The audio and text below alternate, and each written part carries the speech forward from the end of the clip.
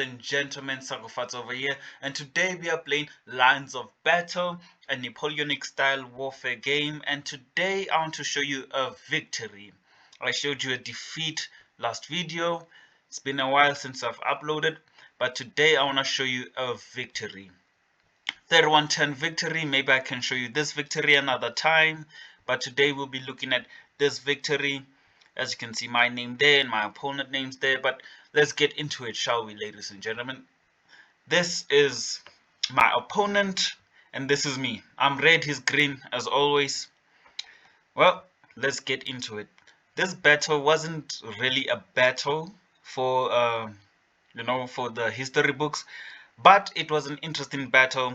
It was a mentally challenging battle, and one thing that makes this battle a bit more mentally challenging is the forests.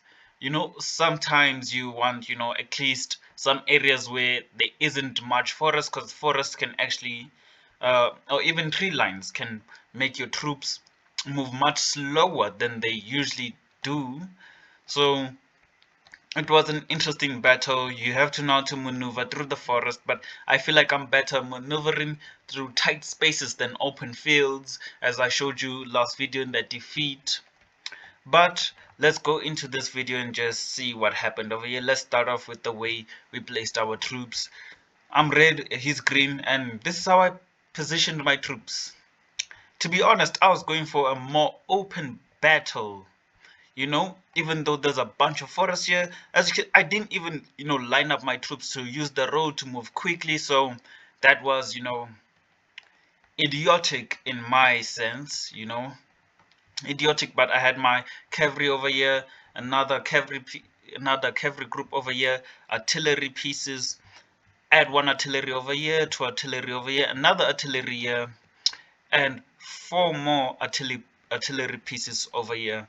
My plan, really, it's an old game, so I'm just gonna try to remember what I was thinking. But the way I positioned my troops, my plan is simply to take this position using possibly this group over here and use this larger group over here with more cannons to basically claim this position over here, to kind of guard this line over here and basically fight in the city and try to win in the city. Use my horsemen or cavalry over here to encircle, use my artillery to keep control over the city, and that's my game. And let's see how he lines up his troops. He lines up his troops more spacious, more openly, I would say. They're not using the road, but he has two of his cannons on the road so they could move faster, but we don't know about that yet as the video hasn't started. Here's his skirmishers on the front line over here, but I split up my skirmishers into two groups. One would go into the city and one would basically try to position up here and wait for the rest. But I'm thinking all his skirmishers are gonna go into the city, no doubt of that. But maybe some of them will try to position up here, but we don't know. He has lines. He has split up his cavalry like mine, but differently. He has this guys over here and he has this guys over here. So interesting. What I'm seeing here is he's gonna try to Hannibal me, and if you know Hannibal, then you know his flanking maneuver. Or if you're from into South African history, he's gonna try to use the horns tactic, the bull horns tactic from Shaka Zulu, to kind of just encircle me in a way of form. That's what I see when someone plays more openly. They're either gonna try to use a Hannibal tactic or just try to use a Shaka Zulu tactic, which is basically encircling from the sides, coming in from the sides and encircling one's units and the enemy. But let's see what happens over here. I'm moving up my troops, and interestingly over here, he moves his light infantry into the road, and this is something you should do if you're playing in a map like this. Just get on the road and you guys would move faster. But if you see over here, the forest just disorganizes everything, and troops get left behind. It breaks up the lines. And remember, this is a Napoleonic style battle, so during Napoleon's time, it wasn't about, oh, you can camouflage yourself and all of that. No, it wasn't about that. People would stand in straight lines and face each other and just shoot at each other. As stupid as that sounds, that is how this game runs, and that's how battles were won and, defeated. That there were obviously cannons and many ways you could maneuver throughout the war and throughout this game. But when you basically break up your lines and your positions like this, I think it does, show a bit of gaps. Because remember, if I flank you, even just one unit flanks you, I can defeat your whole army just by using a flanking maneuver. So you need to keep your guys, uh, you need to keep them in a straight line. Possibly, if you can, stop the enemy from trying to flank you. And also my side over here, my cavalry's, they aren't straight, but I wouldn't expect cavalry to be, lined up straight like infantry. But as you can see here, I have my guys struggling here at the back. This guy is in the front. These guys are two forward, and these guys are in the back, like, and it's not a straight line. Unlike my skirmishers, they're at least trying to move in a perfectly straight line. But even here, you can see where this guy is all the way at the back. These two, at least this infantry here is at the back, when the infantry should be with its its group here, its two guys over here. But so it's terrible when you don't have your guys in a line, and this is why I should use roads, but I won't, because I feel like it's a tactical disadvantage. But that's my opinion. So I try to keep my guys in a line like this, but using the forest and all of this, it's a disadvantage. And better use of the roads, if you can get your troops up, quickly. Let's say you get your troops over here, you can quickly line them up before the enemy arrives. So you can do that, or you can just do this and get disorganized and then organize your troops as you arrive. So that is one thing you can do. But let's carry on with the video. As you can see, he splits up his skirmishers. Group of his skirmishers is coming here. He has 4 of his skirmishers over here. I'm thinking maybe they're gonna push up to the forest, but that's the same thing I'm doing. I'm gonna move up my skirmishers in here. I'm gonna have my guys up here. I'm moving my cavalry to try to flank or even cover my flanks over here, and I have this other group over here. Maybe they'll stop somewhere there, but it's an old game, so I don't really know what was in my head at that time. But seeing the way I'm playing and the way I position my troops, I'm thinking, well, I'm just trying to form a line and stop myself from being flanked, and also, possibly, if there's an opportunity, flank my enemy. But we both move our skirmishers into the city because, that's basically useful. Getting your skirmishers into forests, like this guy, he just stops into forest. It stops, enemy horsemen or cavalry from just taking them out. Simply, the enemy horsemen and cavalry, if there is enough, can take out a skirmisher that is in a tree line or a forest like this. But they wouldn't think about it because it would be a waste of, manpower and all of that. And also, the same applies when you put your skirmishers or even infantry into city blocks, like this guy over here or even this guy over here. It basically stops enemy cavalry from just running over your skirmishers, as we've seen that in the previous videos, how easily your horsemen and cavalry can just run over your skirmishers and just take them out in just one hit or even one run. As you see, this guy got damaged quickly because he was still moving into here, but as soon as he gets into the city and he gets into this small block area, this residential small, street corner, whatever you want to call it, but as soon as he gets there, he doesn't lose as much damage and all of that. It's very good. And well, if we look at the wider map, you will understand that this is a messy game, mostly because you can't organize your troops. Sometimes you can't organize them quick enough, sometimes they're too slow. But get your guys in a forest, get your skirmishers basically in a forest, your artillery, if it can fire out of the forest. Sometimes artillery, if put in a forest, doesn't really fire that well, some things like that. But I'll show you that in a different game. Over here, his infantry is moving up, basically gonna line up and take this position. He has his cavalry over here, and his cavalry should have pushed and just taken out my skirmishers, but I have said if you get your skirmishers into a forest, it's gonna be very hard for cavalry units to take them out. And over here I have my own cavalry units basically stopping these guys from trying to uh, push into me. And this is what I see. We can all see each other's units, I believe. So we can all see each other's units and all of this, but I don't see his main force over here, so I'm moving my guys up there. And yeah, I can't see what he's doing, he can't see what I'm doing basically. But this is how the game progressed. I had my artillery up there, and if you look at the start of the game, I had the upper hand with my skirmishers all moving in at the same time, because we just fired and we push his skirmishers backwards, but he begins to reinforce. And it's good to have like cavalry like this, because they are stronger than skirmishers and could potentially actually defeat skirmishers easily as they move up on the road, and they're just getting in. But with my artillery over here, I'm just bombarding them. I'm just taking them out. But he moves his infantry in here, and they start taking the town square over there. And he has his own artillery pieces over here. He has at least 5 artillery pieces. If we include this one, it would be 6 artillery pieces over here, but it's not ready to fire. Oh wait, we have this one over here that I missed. So basically 7, almost 7, I believe.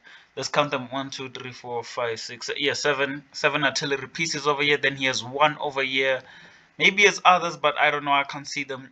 It is hard, yeah, because kind of camouflages. But maybe it's just me because I'm partially blind or something like that. But let's look over here. I lined up my cavalry here, but his artillery is just bombarding them because they're just standing there. I move them up, his artillery starts firing again, and over here I just got scared. I won't lie, I just got scared. I see his guys charging. I have my guys in here. I'm thinking he's just gonna focus onto here, but with my horseman over here, he wasn't taking any chances. He was gonna push, and I wasn't gonna be the one to get defeated and all of that. And his artillery is also just firing constantly at my guys over here. This is why you can see the life bars, I guess that's what you would call them, their life bars. And so I had to pull them back. I had to pull these guys back, prepare at least, not even pull them back, but at least prepare them for a skirmish against these guys, or even a full-on blown fight over here. I have 5 guys over here. I got 9 guys over here, and I have to take this city, stop him from taking any other squares and everything. But my artillery is also opening up on his cavalry over here. I'm gonna move my guys around, try to block him over here from trying to open up a new front or even flank me. As we see here, the attack begins. I move in my guys, and my attack basically begins. But watch over here, he's moving his guys, attacking my skirmishers into the city block. If my skirmishers were in an open area, let's say if they were in the town square and he had used these guys to attack them, they would have been gone in just one hit. In one turn they would have been gone. But because they're in a city block, it's almost like they're in a forest basically, so they have some cover, they can hide in buildings and all of that. That's what I would think if we are looking at it as individual people. But they do get taken out, as these guys are more organized and strict, and these are just regular skirmishers. You could consider them just as regular people basically. And the fight begins. I move in my guys, I move away my cavalry over there, but I'm trying to keep control over here. But he's moving in, and it's just terrifying. It's terrible. And I'm moving in my skirmishers. My skirmishers are getting defeated over here. I have to move in my guys so my guys don't get flanked over here. And watch what happens. Basically, it's disorganized, but I'm fighting 2 guys over here. He would have taken out this guy a long time, but I basically stopped it. But ladies and gentlemen, everything about me is flanking, and everything about everyone should be flanking if you can. If you can flank your enemy, even if you don't have the upper hand. Let's look at the bar. Yeah, I'm losing the battle. he's winning and I'm losing. Yet it turned out to be a victory. So ladies and gentlemen, you just have to, push. When you're disorganized, you just have to push. But let's go backwards and just look at the map more openly. We push in, the fight starts over here, but he moves in 3 of his infantry guys over here that basically cause damage. I lose guys over here and I'm attacking this side. I'm losing my guys this side and I'm pushing. Notice what's happening. I'm pushing 3 guys in here, but notice this 5 guys, they are sleeping around. They're gonna try to cross this water area or this bridge and just get in there and flank everyone. My artillery is doing its job. My guns are doing their job. My horsemen are doing its job. Everyone's just working together on one a strategic moment. I'm keeping my guys alive and I lose my skirmish over here. He's pushing, I'm pushing him. But look a bit over here. I'm losing my skirmishers here. I already lost one skirmisher and I'm losing my guys. So let's focus a bit more onto this battle here that's happening over here. My flanking maneuver, and these guys are basically, these guys are guards, infantry guards basically. So they are more organized than just regular infantry, so they're basically stronger than regular infantry, as you can see on the half bar. 800 life points and 1000 over here. But flanking an enemy will destroy them, and that's what I also do over here. My attempt was to, if we just go back one turn, my attempt was to flank them over here. As you can see, this guy over here, he's trying to move through this forest, is trying to get that guy out, and I begin to push and he realizes what's happening, and I'm pushing his guys back this way using my artillery to my advantage. And I feel like he's hitting his own units as he uses his artillery, which is something we should watch out. But he takes out that guy and I have to move back now because he's threatening this 2 over here, or at least this one guy. And if I lose this guy, he can just flank everywhere and that's GG's, game well played. But watch over here, and ladies and gentlemen, just because you're focused on this side, don't lose your focus anywhere else.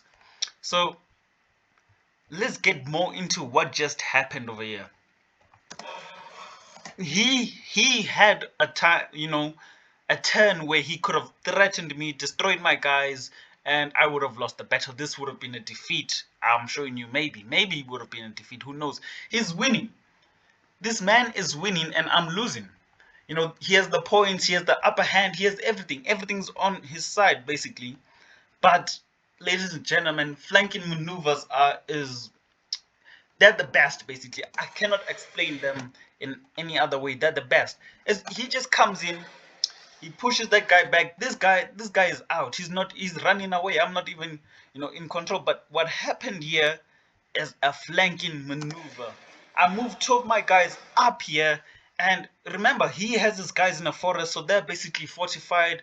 Because they're in a forest, I can't really shoot at them. Better, so I can't really concentrate the fire at them a lot because the trees are covering them and also bushes and all of that. So yeah, that's why. But the flanking maneuver saves me over here.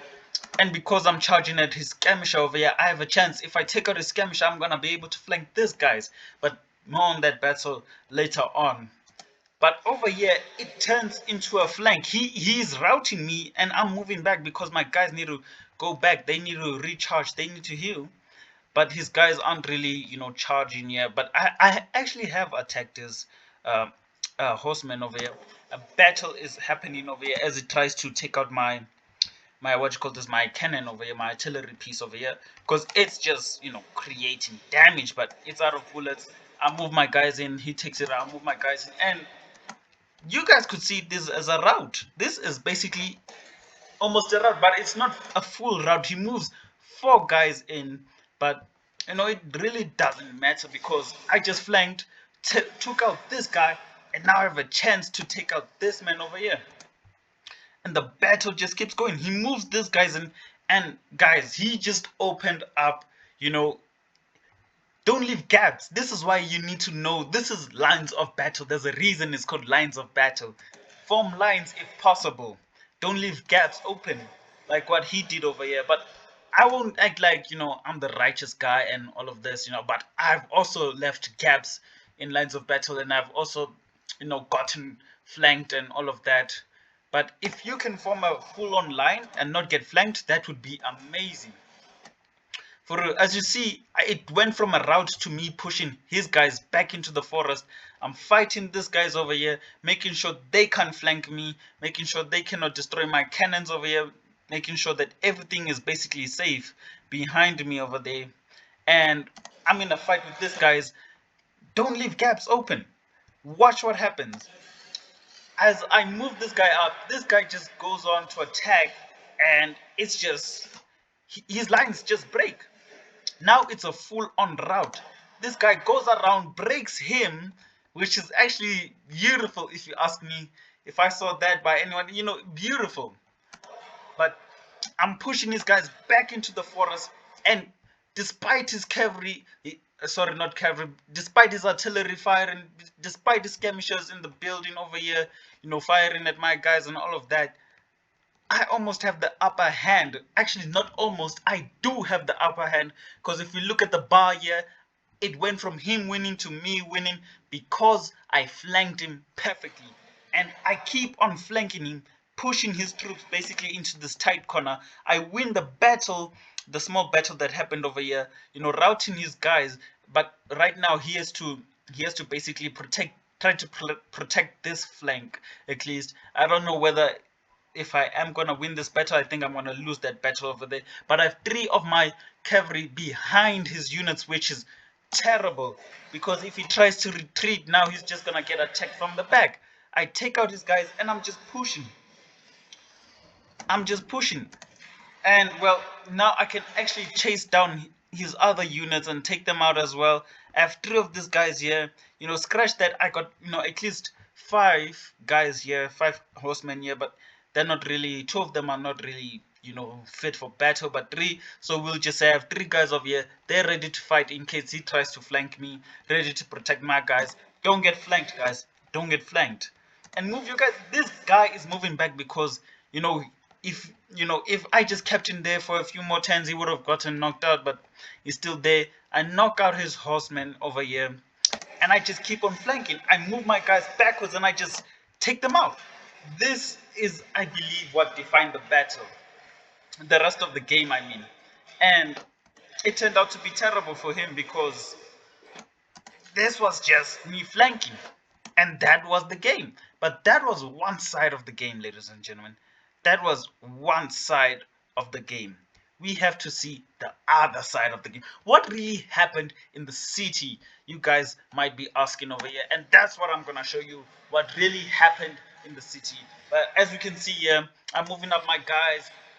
Beautiful maneuver over here. I have this guy at least protecting against this guys, and four of my guys crossing over here. If they can reach this path, it's GG's game well played, because I've basically flanked them and I'm just getting them through. I'm trying to move them across the bridge, but not everyone's perfect, so some of them do get stuck in the water. But as you can see, they are in right there, and they can move anywhere now. They can flank the units, but he's also flanking me from this side.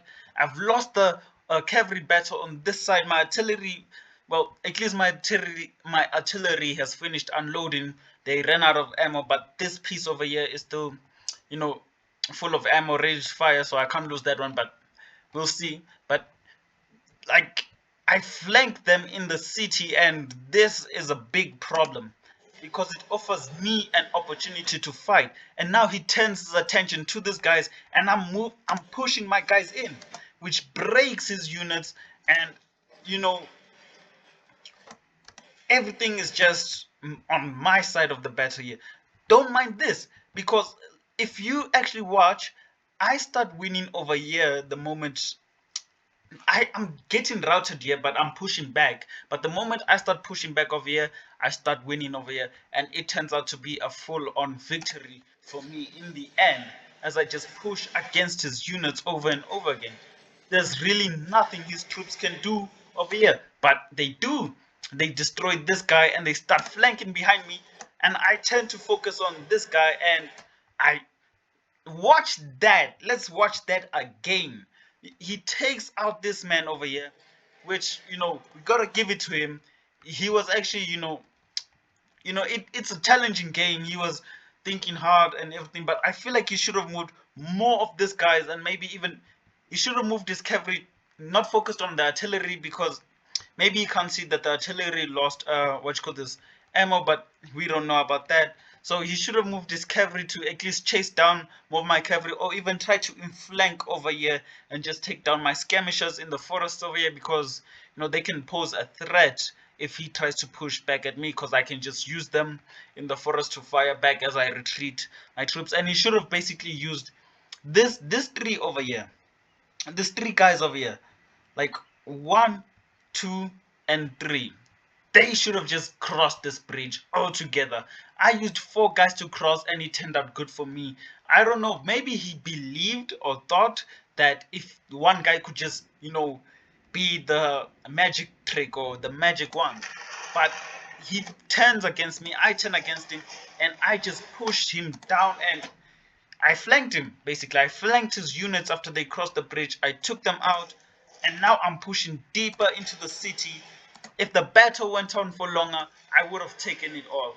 I would have took the whole city. I would have taken all the points and all the stuff, but it didn't go on for that long, because he saw that he was losing. And this is what everyone does. They surrender, they withdraw before they lose too much. But I'm taking the city. There's nothing he can do. I'm winning over here, but I do get repulsed over on this flank over here. So I move my guys back. They need to basically yeah, reinforce and reevaluate and attack again. But I take over the point, as I told you I would. I take the point, and this is just a beautiful game for me, because I've won a victory over here. And if this was like a real life battle between two armies, most definitely it was going to be a complete rout here. These guys would have had the opportunity and time to reach here. Even if I got pushed back from here, I could move these guys into the city, reflank this guy, and GG's game well played. Because now even the defeated guys that were sent back, they are ready to fight again, and they are gonna protect my cannons and all of that. So you know he lost this battle one way or another. There is no winning this battle, as I tried to flank him over and over again, just trying to win the. And I do flank him, I do defeat him despite his guys over here. I do defeat him. I'm sending 2 of my guys in here to fight over here. I'm taking out the skirmishers. The skirmishers are dangerous, because if they can get, if you just pass skirmishers like this, if I had just passed this building, he would have had an he could have just fired at my guys, at their back, and there was nothing at all I could have done about it. But I turned this guy, I was fighting this guy, I had my skirmisher focus on fighting this guy. And I feel like this was more of if I could, I would have lost this guy, maybe not, we don't know. But I focused 2 of my guys on him. I used this guy to try and flank him, and it just ended up beautiful, because now he's trying to recapture the point, but I've just re-flanked him, and that's the end of the game. Ladies and gentlemen, that is a beautiful victory.